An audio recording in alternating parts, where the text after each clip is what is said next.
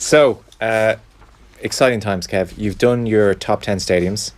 Yeah. But we only got as far as number 7. Yeah. So, we are going to complete this evening, come hell or high water.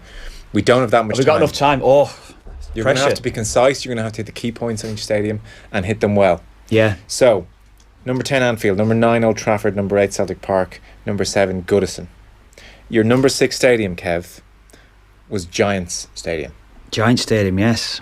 Yeah. Where did you play there? Played there twice. I played there. It was just more the iconic stadium to play at. Played there in 2000 against South Africa. It was a roasting hot day as well in New Jersey, unbelievably hot. I think we ended up winning the game 2-1. Actually, we ended up winning, and then I played on the tour. What was it 06? I think 07. I think it'd be right under Steve Staunton. I played there in that tour when I captained the side actually in Giant Stadium. So that was quite nice for me. I think that was against Ecuador. So it was nice to play at such a famous stadium from around the world. So that was extremely nice for me from a personal point of view to captain the side. Yeah. So this is a personal reason as opposed to the stadium being particularly... Well, do you know what it was? It was the stadium, it was just how vast it was. There must have been about 20 changing rooms in the stadium as well. You go to the stadiums that we would be familiar with ourselves, you might get 4 maximum, 2, 2 would be the norm. And then this stadium just had so many different changing areas. It had so many. It was so big underneath the actual arena itself as well that you're having to walk back to the changing room. It seemed like you're walking forever to get back to the dressing area. So it was just. I think it was more the stadium itself, and actually playing in Giant Stadium, playing in America. So I think that was kind of how it resonated with me a little bit, I suppose. Really. Okay, I'll accept Giant Stadium in your top 10. Brilliant. Yeah, thanks. Sean Donlan, by the way, was the guy with the goal. So Sweeney did not get the goal. It was very much Sean Donlan for the Irish under-21s. So Anfield, Old Trafford, Celtic Park, Goodison, Giants Stadium. We are now into your top 5 stadiums that you have played at ever. Yeah. Number 5, Amsterdam Arena. Kevin. Yeah, well, that was it was fairly new. It was quite a modern stadium when we played there in 2000 again. It wasn't long after I've just played there in Giant Stadium. For people streaming, there's a great picture up now of you and the Dutch team standing for the anthems. It does look amazing, actually. That roof is fantastic. It was class. I remember from clear that, glass. Is that glass roof? Yeah, but it was an incompleted roof. The roof was open for that game. Actually, when we played that game that night, the roof was open because it was lashing down, and it was almost as if the rain just didn't go anywhere outside the pitch. It just seemed to just hit the pitch that night, so that it was lashing with rain. And it was something. You don't want the fans getting wet, Kevin. Well, exactly. You're a man of the people. Exactly. We drew 2-2. Should have won the game. Is that the night where you were all celebrating except for Roy Keane? No, we weren't celebrating. You see, that's how Roy would have it. You hear these stories. That's how Roy would spin it, I think. Honestly, you hear these stories. You weren't celebrating. Cock a hoop. No, we did. Draw. We'd had a decent result, but we came in. I felt as though I had one of my best ever games. Certainly in a natural position. We talk about later. No, that was different. I should have scored. Missed a good chance in the game. You said you did quite well in. Turkey away with Tony Cascarino. That was another one of your good games. 2 games. It's only 2 games, Joe. 2 out of 140. Yeah. What's the percentage? Yeah, there you go. That probably says it all. So is this because the stadium was very good, or is it because you drew 2-2 with Holland? No, it was new stadium. It was brand new. It was different from anything I'd ever seen. Right. So to get to the stadium, it was this. Have you been to it? No. Have you seen the one in Paris? Don't say Stade de France. No, you seen, but how it's very, very different from how the modern or the old style stadiums that I would have been used to playing at. All of a sudden, you're in this brand new stadium, this new stadium in the middle of. As in because it's circular as opposed to stands. Just very different. Is it similar to Stade de France? Very different. As in, it's just one big kind of bowl. Almost. Yeah, a little bit like that. That's what we're saying. It's very similar to that one. Cities is probably something similar to it as well. Man City's the Etihad's a little bit similar. That's what reminded me when Cities then came out not long after that, and then you get. To play in that was just something very, very different. Okay, and I'll accept that. Of course, the result, but it was just the stadium. Well, there's one or two that you might not accept, and that's what it is. And now that's why you're saying you'll accept it. Of course, you'll accept it because the stadium was unbelievable when we first played there. Yeah, I didn't realise it was such a nice stadium. Was it still be nice by today's standards? I've not been in the last few years actually, so I don't know, but I would imagine so. Stade de France has aged very well. Yeah, I'm disappointed. I know I'm giving away a bit of a spoiler here. I am shocked and disappointed Stade de France is not in your top 10. Yeah, I just think that's the business. I forgot about it. Bloody hell. I forgot, but it probably would have made it. It probably would have made the top 10. Yeah, it's better than Goodison. No, it's not. It's not. Right. And you're asking me my favourite, aren't you? You're asking me my favourite grounds as well. It's very subjective. Yeah. Yeah. White Hart Lane is number 4. White Hart Lane.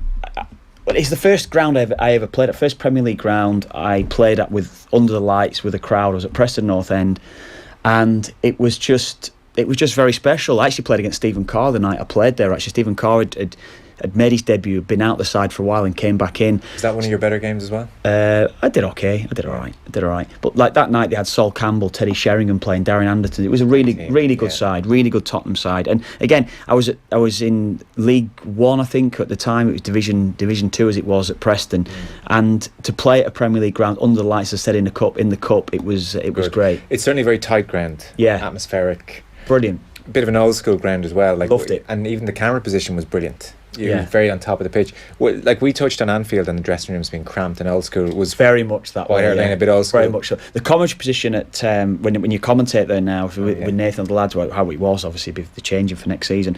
But you're right behind the dugout, literally right behind the dugout. So you can actually just touch the heads of the players when they're walking by you in the tunnel. It's an amazing ground. You walk down the tunnel, then to the right hand side, which would be the away dressing room. Very cramped, very tight, no room. As you well imagine how it would be, but it's fantastic. Yeah, it's a great place. It had that quirky thing as well when they would show replays from angles where the camera might be in the corner of the stadium, where there'd be poles from the roof, just like Goodison, in your way, exactly like Goodison. It's lovely. Yeah, I missed that. It is great. Okay. It is great. White Hart Lane, and the atmosphere was always pretty good there. I think because of the old school nature, it was tight and on the pitch. Good. Definitely. Number 3. Yeah. I think you've mixed these up for me a little bit as well, but no, number 3. I've taken the email you sent. Yeah, it changes every day. Well, hang on. Are the 3 that we're about to reveal, are they the 3? Yeah, they're the 3. Yeah, and do you want to change order? Oh no, I'll stick with how they go. And why did you bring up that point? I don't know, because I can't remember putting it in that order. That's all. Oh dear. It's good to see you really put a lot of time into this. I put a lot of time into it 2 weeks ago, and I forget what happens yesterday. Never mind 2 weeks ago. Your number 3 stadium to play at is Croke Park. Yeah, that was very close to being number 1. Terrible atmosphere. Yeah, it was a terrible atmosphere, but you know what? The reason why it's because of what it meant and what it even means now, going back to watch games there now as well. We understood the watching Mayo getting beaten.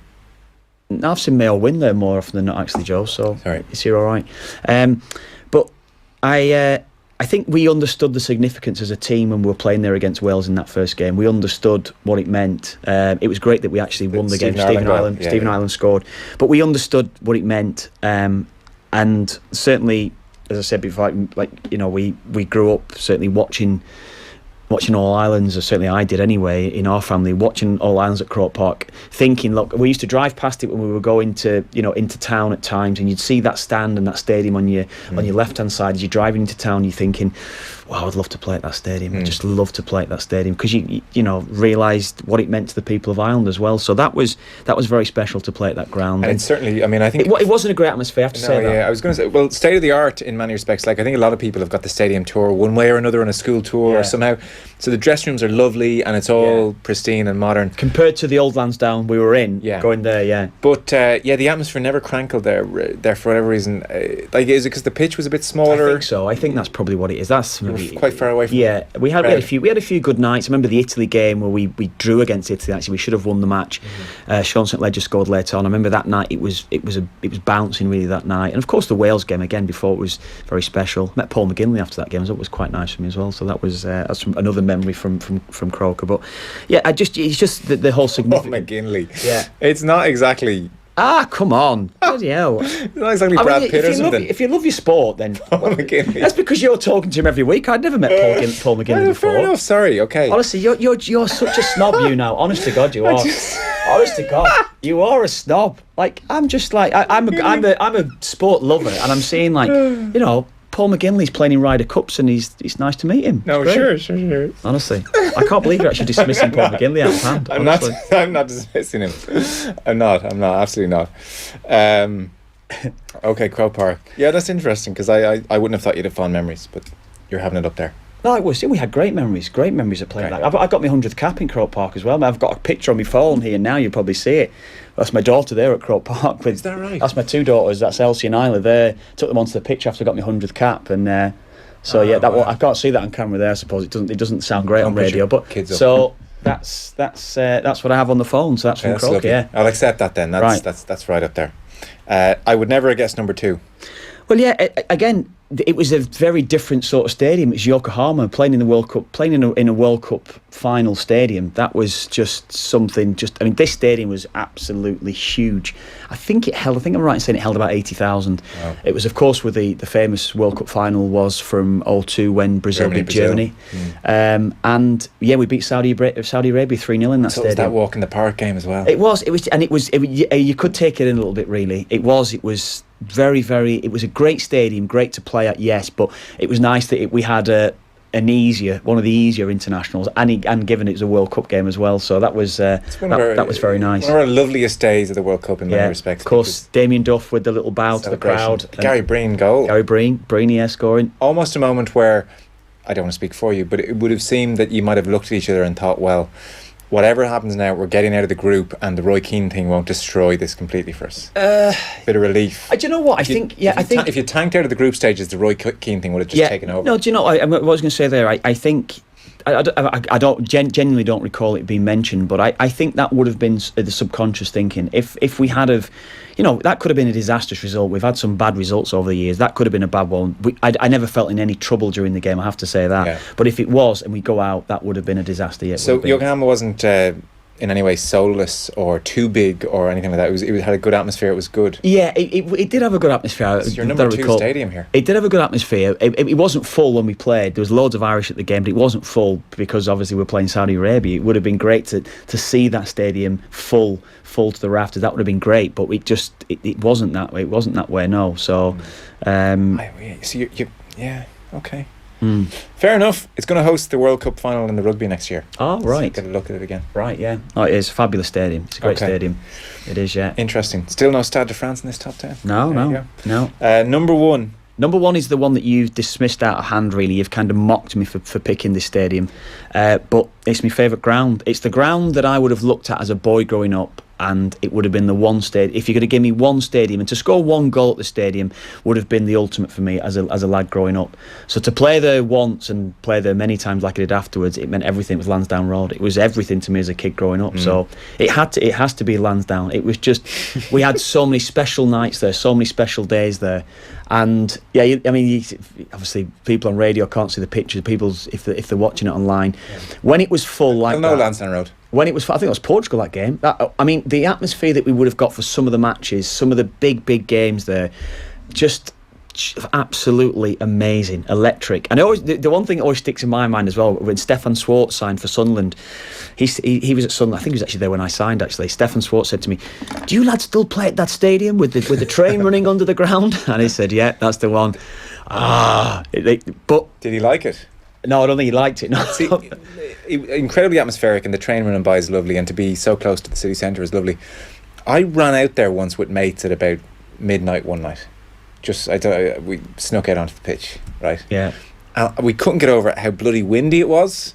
Yeah. How terrible the grass was, the surface. Yeah. And we were kind of going, this is a bit rubbish in some ways, like to play good football on. Yeah. It was a bit like that, particularly when I first started as well. We always seemed to play around the rugby internationals as well, so they'd cut it up just before us, and then we always seemed to come on. And I remember one time they kind of like painted the sand green, right, to try and make it look more presentable, I suppose. Yeah. But it was home. It was home. And I think the results that we had there and against some of it was just amazing. It was amazing, some of the games that we had there. Some of the standout games sticking in mind, the Yugoslavia game. Even the Iran game, the Holland game, of course, that Portugal match. Some of those games were the red brick dressing room, low roof. Amazing. Very sweaty. Yeah. Small, cramped. Yeah.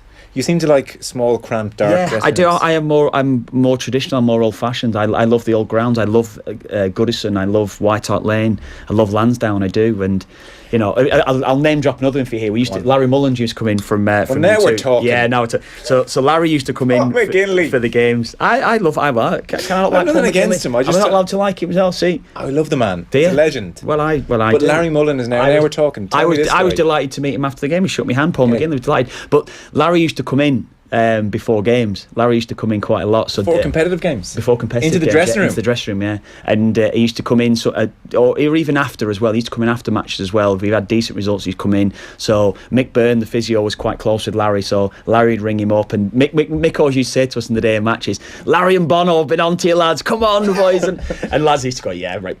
Mick's full of it. But then Larry came in quite a few times. Yeah, he came in to see us. Would he shake everyone's hand? Oh yeah, he used to go around meet everyone. He loved it. He loved his football, so he used to come in and meet us all. Yeah, it was wow. Great. Yeah. What kind of fellow was he? When you just a sound lad. Just an absolute, just a good fella. Yeah, just. Did many people come in like that? I remember meeting Eddie Jordan once. Eddie Jordan would have come in, or might have actually been in the players' lounge. No, very few came into the dressing room like that. We would have had a few knocking around over the years. Yeah. Right. Larry Mullen, one of the more regular dressing room visitors. He used to come in. Yeah, a few times he came in. Yeah, I recall him coming in more than once. Yeah, definitely. Bono ever pop in? No, never Bono. Just Larry Mullen. No, that's fine. No. That is brilliant. Are you happy with that one? That's great. I didn't know that. Yeah, there you go. Fantastic. Okay, so your top 10: Anfield, Old Trafford, Celtic Park, Goodison Giant Stadium, Amsterdam Arena, White Hart Lane, Croke Park, Yokohama, and number 1, Lansdowne Road. Hey, hope you enjoyed that latest offering from Off the Ball. If you want to subscribe, and you should, check out just up here. All our latest stuff is just down here. Generally, knock yourself out.